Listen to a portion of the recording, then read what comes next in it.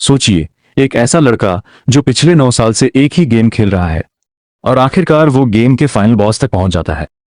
लेकिन जैसे ही वो बॉस रूम में एंटर करने वाला होता है, उसके साथ कुछ ऐसा होता है जिसकी उसने कभी कल्पना भी नहीं की थी, क्योंकि अगले ही पल वो खुद उसी गेम का एक कैरेक्टर बन जाता है। लेकिन यहां पहुंचने से पहले कहानी को थोड़ा पीछे ले चलते हैं। बचपन से ही हमारे प्रोटैगनिस्ट को गेम्स खेलने का बहुत शौक था। वजह सिंपल थी, उसका बचपन हॉस्पिटल में ज्यादा बीता था, इसलिए उसके पास बाहर जाकर खेलने या दोस्तों के साथ टाइम स्पेंड करने के ज्यादा ऑप्शंस नहीं थे।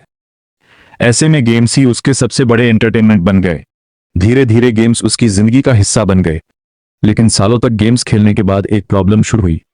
हर जगह वही प्रिडिक्टेबल स्टोरी, वही बेसिक सिस्टम्स और वही बोरिंग गेम प्ले। उसे ऐसा गेम चाहिए था जो उसे जेन्युइनली सरप्राइज कर सके। और तभी उसकी नजर एक छोटे से इंडी गेम पर पड़ती है, डंजन एंड स्टोन।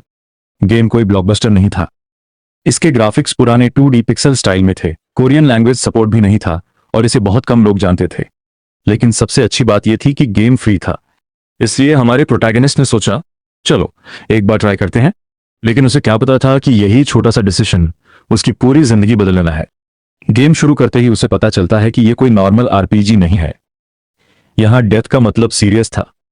अगर उसका कैरेक्टर मर गया तो उसकी पूरी प्रोग्रेस खत्म हो सकती थी। यानी 3 महीने मेहनत करके बनाया हुआ कैरेक्टर भी सिर्फ एक छोटी सी मिस्टेक की वजह से गायब हो सकता था। और प्रॉब्लम सिर्फ इतनी नहीं थी, गेम में आगे बढ़ने के लिए NPC कंपेनियंस जरूरी थे। मैप काफी कॉम्प्लिकेटेड था, स्किल्स को सही तरीके से यूज करना पड़ता था और कई बार सिर्फ एक गलत डिसीजन आपकी पूरी रन खराब कर सकता था। और यही चीज हमारे प्रोटैगनिस्ट को सबसे ज्यादा पसंद आई। वो धीरे धीरे इस गेम में पूरी तरह डूब गया। दिन बीतते गए, महीने बीतते गए और फिर साल बीतने लगे। डंजन एंड स्टोन को खेलने वाले लोग ही बहुत कम थे। कुछ लोगों ने गेम को सिर्फ 1-2 महीने खेला और फिर उसे बैड गेम बोलकर छोड़ दिया। लेकिन हमारा प्रोटैगनिस्ट उनसे अलग था। धीरे धीरे हमारा प्रोटैगनिस्ट इस गेम की दुनिया को दूसरों से कहीं बेहतर समझने लगा। और फिर 9 साल बीत गए। हमारा प्रोटैगनिस्ट आखिरकार वहां पहुंच गया जहां पहुंचने का सपना उसने गेम शुरू करते वक्त देखा था, फाइनल बॉस रूम। उसके सामने एक मिस्टीरियस पोर्टल था।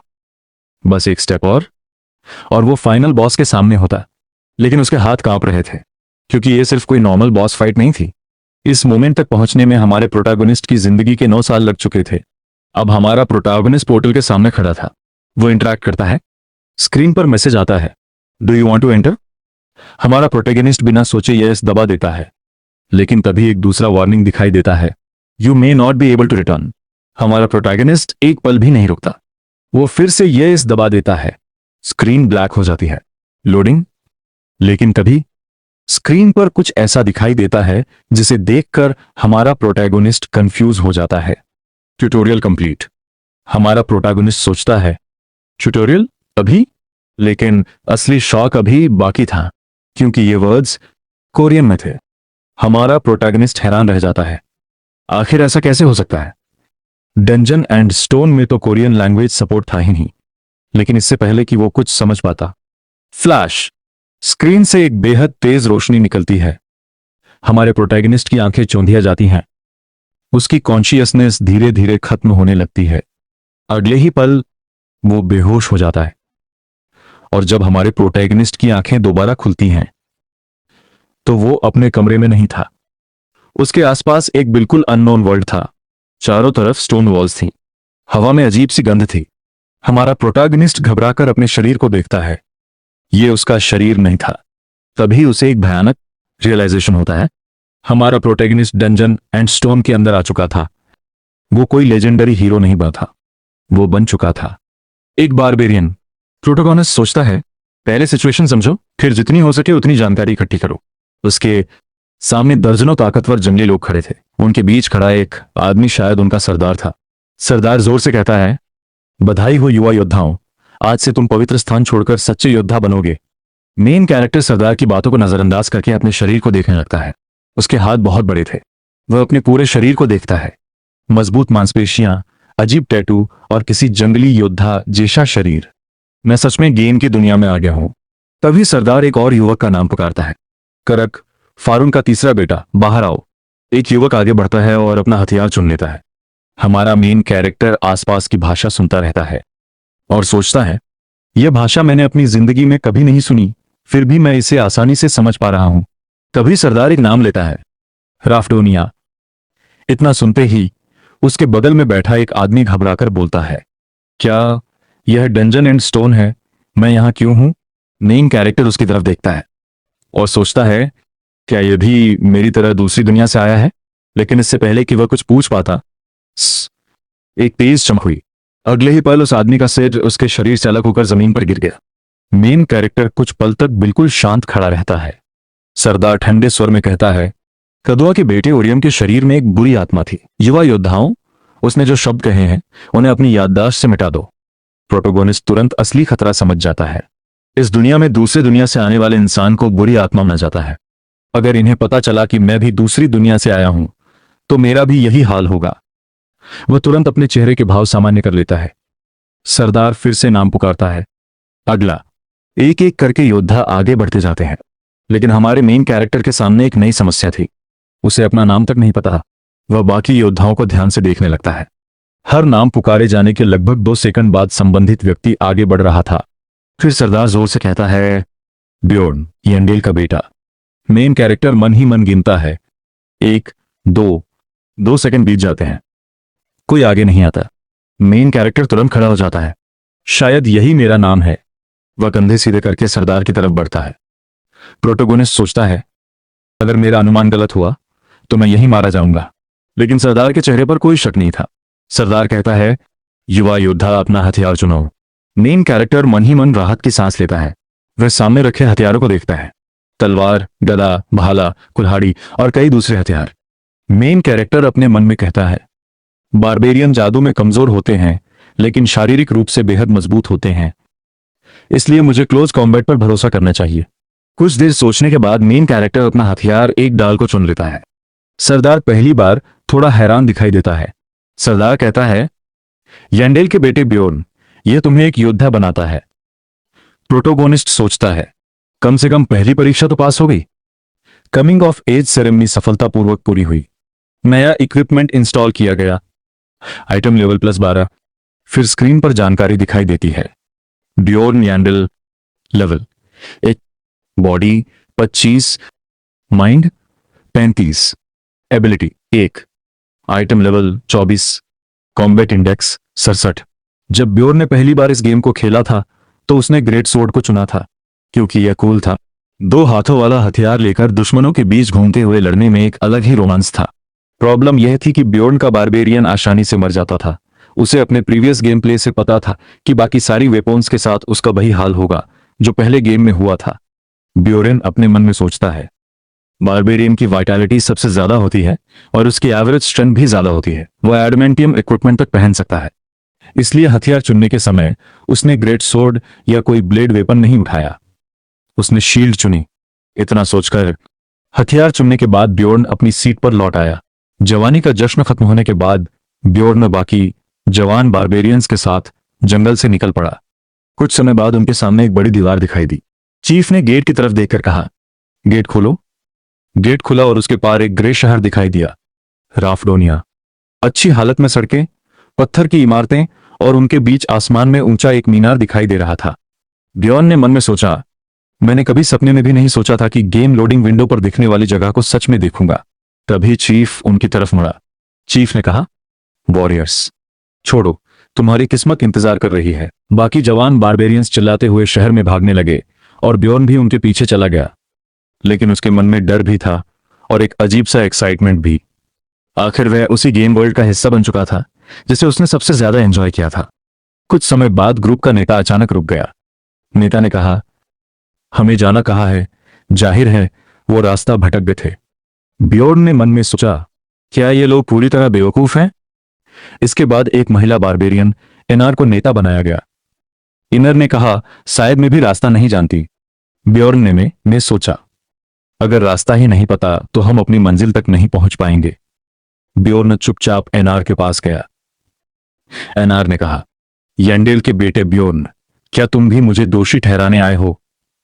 ब्योर्न ने सड़क पर चल रहे हथियारबंद लोगों की तरफ इशारा किया। ब्योर्न ने कहा, तुम्हें बस उनके पीछे चलना है। वो जरूर लेब्रिंथ की तरफ जा रहे होंगे। एनआर को ब्यॉर्न की बात समझ आ गई। इसके बाद ग्रुप फिर से आगे बढ़ने लगा। जैसे जैसे समय बीतता गया उनके आसपास और भी ज्यादा हथियारबंद लोग दिखाई देने लगे। फिर दूर से चारों तरफ रोशनी फैलती हुई दिखाई दी। लैब्रिंथ सामने था। ब्योर ने उसे देखा और मन में सोचा, क्या मुझे सच में लैब्रिंथ में जाना चाहिए? अगर वह ग्रुप से अलग हो जाता तो शायद किसी को पता भी नहीं चलता। उसे मॉन्स्टर से लड़ना नहीं पड़ता। लेकिन ब्योर्न जानता था, भागना कोई हल नहीं है। डंजन एंड स्टोन में 20 साल की उम्र से सभी शहरवासियों को टैक्स देना होता था और टैक्स न देने पर मौत की सजा थी। बारबेरियंस के लिए नॉर्मल काम करना भी आसान नहीं था। गेम की सेटिंग के कारण उनके पास लेब्रिंथ में मॉन्स्टर्स से लड़ने के अलावा गुजारा करने का कोई और तरीका नहीं था। चीफ का दिया खाना कुछ समय तक ही चलता। उसके बाद भूख, ठंड और गंदी जगहों में रहने की नौबत आ सकती थी। और लेब्रिंथ महीने में सिर्फ एक बार खुलता था। अगर ब्योर्न इस बार अंदर नहीं गया तो उसे अगले महीने तक इंतजार करना पड़ता। तभी एनआर ने ब्योर्न का कंधा पकड़ लिया। एनआर ने कहा, यंडेल का बेटा ब्योर्न, बाकी सभी योद्धा पहले ही भूल भुलैया में घुस चुके हैं। सिर्फ तुम और मैं ही अभी अंदर नहीं गए हैं। ब्योर्न ने पोर्टल की तरफ देखा। उसकी रोशनी काफी कम हो चुकी थी। गाइड ने कहा, बंद होने में 5 मिनट बचे हैं। ब्योर्न ने एनआर से कहा, पहले अंदर जाओ, मैं अभी तुम्हारे पीछे आता हूं। एनआर पोर्टल की तरफ बढ़ गई। ब्योर्न वहीं खड़ा रहा। उसने मन में सोचा, अब मुझे क्या करना चाहिए? तभी एनआर वापस मुड़ी और कहा, मैं तुम्हारी तरह समझदार कैसे बन सकती हूं? मैंने अपनी जिंदगी में तुम्हारे जितना होशियार बारबेरियन कभी नहीं देखा। मैं भी तुम्हारी तरह बनना चाहती हूं। ब्योर्न ने मन में सोचा, इसके लिए तुम्हें दोबारा जन्म लेना पड़ेगा। एनआर ने कहा, अगर मैं भूल भुलैया से जिंदा वापस आ गई तो इसका बदला चुकाऊंगी। ब्योर्न ने मन में सोचा, अगर तुम जिंदा वापस आ गई? फिर उसने पूछा, क्या तुम्हें मरने से डर लगता है? एनआर ने कहा, क्या यह साफ नहीं है? बेशक मुझे मरने से डर लगता है। शायद बाकी सभी योद्धाओं को लगता होगा। हालांकि मैं इसे जोर से नहीं कहूंगी। हम पैदाइशी योद्धा थे। अगर तुम नहीं लड़ोगे तो तुम मर जाओगे। ब्योर्न उसकी बात समझ गया। बारबेरियन के रूप में पैदा होने के कारण उनके पास कोई दूसरा रास्ता नहीं था। अगर वे लैबिरिंथ में मॉन्स्टर्स को नहीं मारते तो वे इस शहर में जिंदा नहीं रह सकते थे। एनआर पोर्टल में चली गई। गाइड ने कहा, बंद होने में 1 मिनट बचा है। अब ब्योर्न को कोई रोक नहीं रहा था, सिर्फ उसकी अपनी चॉइस थी। हाँ, बाय नहीं, गाइड ने कहा। गेट जल्द ही बंद हो जाएगा, पीछे हटो। ब्योर्न आगे भागा। डर उसके अंदर उभर रहा था। वह अपनी जिंदगी में कभी आम हाथापाई में भी नहीं पड़ा था और अब उसका विरोधी एक मॉन्स्टर होने वाला था।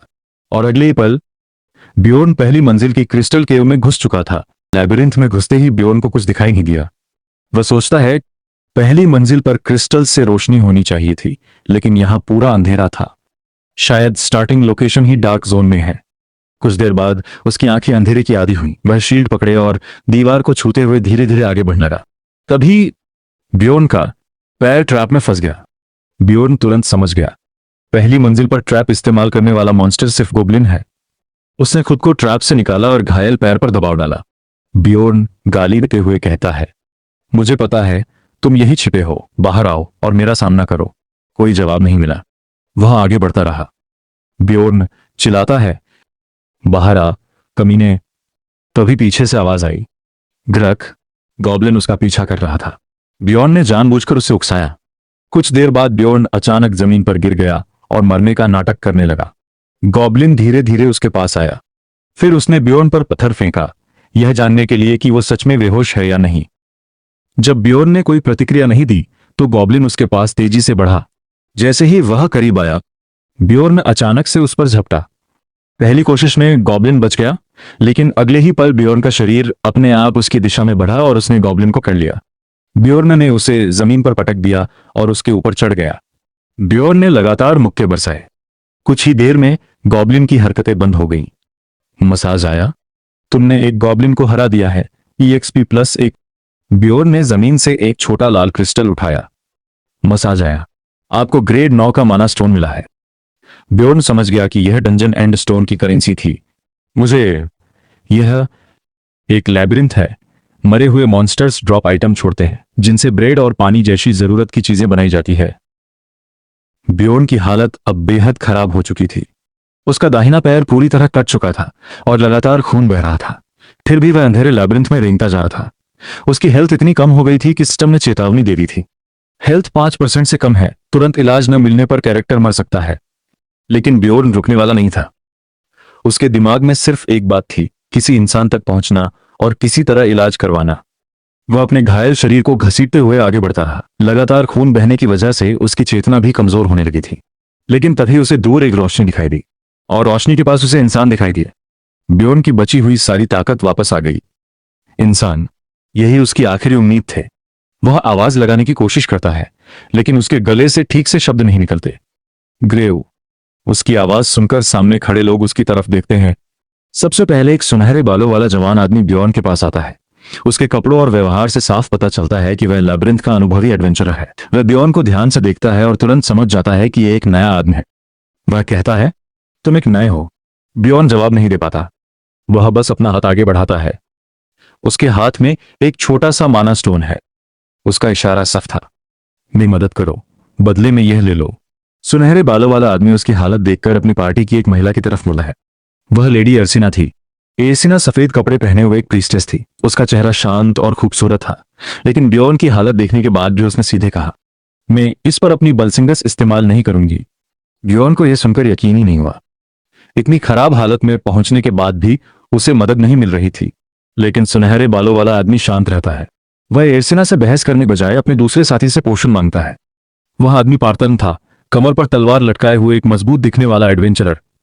पार्थर्न पहले थोड़ा अनिच्छुक दिखाई देता है, लेकिन आखिरकार अपने बैग से एक पोषण निकालकर सुनहरे बालों वाले आदमी को दे देता है। इसके बाद वह पोषण का आधा हिस्सा ब्योर्न के कटे हुए पैर के घाव पर डालता है और बाकी उसके मुंह में डाल देता है। अगले ही पल ब्योर्न के पूरे शरीर में भयानक दर्द फैल जाता है। ऐसा लगता है जैसे उसका शरीर अंदर से पिघल रहा हो। यह दर्द असल में उसके शरीर की तेजी से रिकवर होने की वजह से था। रिकवरी मीडियम इफेक्ट सक्रिय। धीरे धीरे खून बहना बंद होता है और उसकी हालत सुधरने लगती है। इलाज के बाद सुनहरे बालों वाला आदमी उससे एक सवाल पूछता है, तुम जैसा नया आदमी हमसे पहले यहां कैसे पहुंच गया? उसका असली मकसद अब सामने आता है। वह ब्योर्न की मदद सिर्फ दया के कारण नहीं कर रहा था। उसे लगा कि ब्योर्न को लैबिरिंथ में कोई नया शॉर्टकट पता हुआ और वह उस जानकारी को खरीदना चाहता था। ब्योर्न उसे सच बताता है, जैसे ही मैं लैबिरिंथ में घुसा, मैं यहां पहुंच गया। सुनहरे बालों वाला आदमी कुछ देर सोचता है, फिर उसे समझ आता है कि ब्योर्न किसी बेहद दुर्लभ डायमेंशनल इंस्टेबिलिटी का शिकार हुआ है। ऐसी घटना इतनी रेयर है कि शायद पूरी सदी में एक बार ही किसी के साथ ऐसा होता है। इसलिए ब्योर्न बिना किसी सीक्रेट रूट के सीधे इस हिस्से में पहुंच गया था। सुनहरे बालों वाला आदमी उसकी बात मान लेता है। उसका नाम ड्रूज था। ड्रूज एक अनुभवी एडवेंचरर था और लैबिरिंथ के रास्तों को अच्छी तरह जानता था। जाने से पहले ड्रूज ब्योर्न की जमीन पर पड़ी शील्ड की तरफ इशारा करता है, अपनी शील्ड लेना मत भूलना। ब्योर्न पीछे जाता है और अपनी शील्ड उठा लेता है। अब ड्रूज और उसकी पार्टी आगे बढ़ जाती है। उन्हें रास्ते में ब्योर्न के खून के निशान दिखाई देते हैं। वे उन निशानों का पीछा करते हैं और समझते हैं कि ब्योर्न ने लगभग 15 किलोमीटर तक रेंगकर सफर किया था, वह भी एक कटे हुए पैर के साथ। इतनी दूरी तक अकेले रेंगना अपने आप में अविश्वसनीय था। ड्रूज को तब समझ आता है कि ब्योर्न सिर्फ लकी नहीं था, उसने मौत के करीब पहुंचकर भी रुकने से इनकार कर दिया था। और सबसे खास बात यह थी कि ब्योर्न ने पूरे रास्ते अपने हाथ में वही छोटा माना स्टोन पकड़े रखा था, क्योंकि उसे पता था कि अगर उसे कोई इंसान मिला तो उसके पास मदद के बदले देने के लिए यही चीज थी। इतनी खराब हालत में भी जो आदमी 15 किलोमीटर तक रेंग सकता है, वह आसानी से हार मानने वाला नहीं हो सकता। और ड्रूज आखिरकार कहता है, मुझे वह बात वापस लेनी होगी जो मैंने पहले कही थी। ब्योर्न सिर्फ लकी नहीं था, उसके अंदर जिंदा रहने की ऐसी इच्छा थी जो उसे बाकी नए एडवेंचरर्स से बिल्कुल अलग बनाती थी। लेबिरिंथ के अंदर कई घंटों से भटकते हुए ब्योर्न अब तक दर्जनों गोब्लिनों का सामना कर चुका था। पहले उसे ये छोटे छोटे राक्षस काफी खतरनाक लगते थे, लेकिन अब हालात बदल चुके थे। ब्योर्न खुद भी बदल चुका था। करीब 2 मीटर लंबा, चौड़े कंधों वाला और मांसपेशियों से भरा उसका बारबेरियन शरीर किसी भी सामान्य इंसान से कहीं ज्यादा ताकतवर था। हाथ में भारी ढाल थी और शरीर पर अब भी पुराने खून के निशान लगे हुए थे। गोब्लिन उसके लिए अब बड़ी समस्या नहीं रह गए थे। अब उसे लड़ाई से ज्यादा दूसरी चीज परेशान कर रही थी, भूख। उसके पास खाना बहुत कम बचा था। उसने जेब से सूखी ब्रेड का एक छोटा टुकड़ा निकाला। ब्रेड इतनी सख्त थी कि उसे चबाने में भी मेहनत करनी पड़ रही थी। फिर भी ब्योर्न ने उसे धीरे धीरे खा लिया। लेकिन ब्रेड खत्म होते ही उसे दूसरी चीज की याद आई, पानी। उसके सूखे गले से निकला। लेबिरिंथ में पानी कहाँ मिलेगा उसे कोई अंदाजा नहीं था, लेकिन कुछ देर बाद उसे दूर से पानी टपकने की आवाज सुनाई दी। ब्योर्न उसी आवाज का पीछा करते हुए आगे बढ़ा। आखिरकार वह एक छोटी सी गुफा में पहुंचा। वहां जमीन के बीच एक छोटा तालाब था। लेकिन तालाब के पास पहुंचते ही ब्योर्न रुक गया। वहां पहले से कोई मौजूद था। एक आदमी घुटनों के बल बैठकर पानी पी रहा था। युवक ने पानी पीते पीते ब्योर्न की तरफ देखा। दोनों की नजरें मिलीं। कुछ सेकंड तक कोई कुछ नहीं बोला। फिर युवक अचानक खड़ा हुआ। वह बिना कुछ बोले दूसरी दिशा में चला गया। ब्योर्न ने तालाब से पानी पिया। पानी गले से नीचे उतरते ही उसे लगा जैसे शरीर में फिर से जान हो। लेकिन आराम ज्यादा देर नहीं चला। अब उसके शरीर पर थकान हावी होने लगी थी। कई घंटों से लगातार चलने और लड़ने के बाद ब्योर्न की आंखें भारी हो रही थीं। उसे सोना था, लेकिन लेबिरिंथ के अंदर सोना लगभग मौत को न्योता देने जैसा था। अगर वह अकेला सो गया और किसी गोब्लिन ने हमला कर दिया तो उसके पास बचने का मौका बहुत कम होगा। इसलिए ब्योर्न ने फैसला किया, उसे एक साथी चाहिए। वह आगे बढ़ता रहा। कुछ दूर जाने पर उसे एडवेंचरों के कई छोटे छोटे समूह दिखाई दिए। ब्योर्न ने एक समूह के पास जाकर बात करने की कोशिश की। क्या मैं रात के लिए तुम्हारे साथ रह सकता हूं? उसके चेहरे पर हल्की झुंझलाहट आ गई। माफ करना, हमारे पास जितने लोग चाहिए उतने पहले से हैं। ब्योर्न ने कुछ नहीं कहा। वह अगले समूह के पास गया। उन्हें भी वही समस्या थी। अब ब्योर्न समझ चुका था, समस्या उसके साथ नहीं थी, समस्या थी उसका हुलिया। वह सिर से पैर तक खून और धूल से सना हुआ था। ब्योर्न मन ही मन झुंझलाया। तभी अरे, पीछे से किसी आदमी की आवाज आई। आधा। ब्योर्न ने पलटकर देखा। उसके सामने एक लगभग 30 साल का आदमी खड़ा था। वह बाकी लोगों की तरह ब्योर्न को देखकर घबराया नहीं था, बल्कि वह मुस्कुरा रहा था। आदमी ने ब्योर्न को कुछ पल देखा और फिर पूछा, क्या तुम नाइट फ्रेंड ढूंढ रहे हो? ब्योर्न की भौहें सिकुड़ गईं। Night friend? उसे यह शब्द अजीब लगा। ब्योर्न को समझ आया, नाइट फ्रेंड का मतलब यहां रात के लिए अस्थाई साथी था।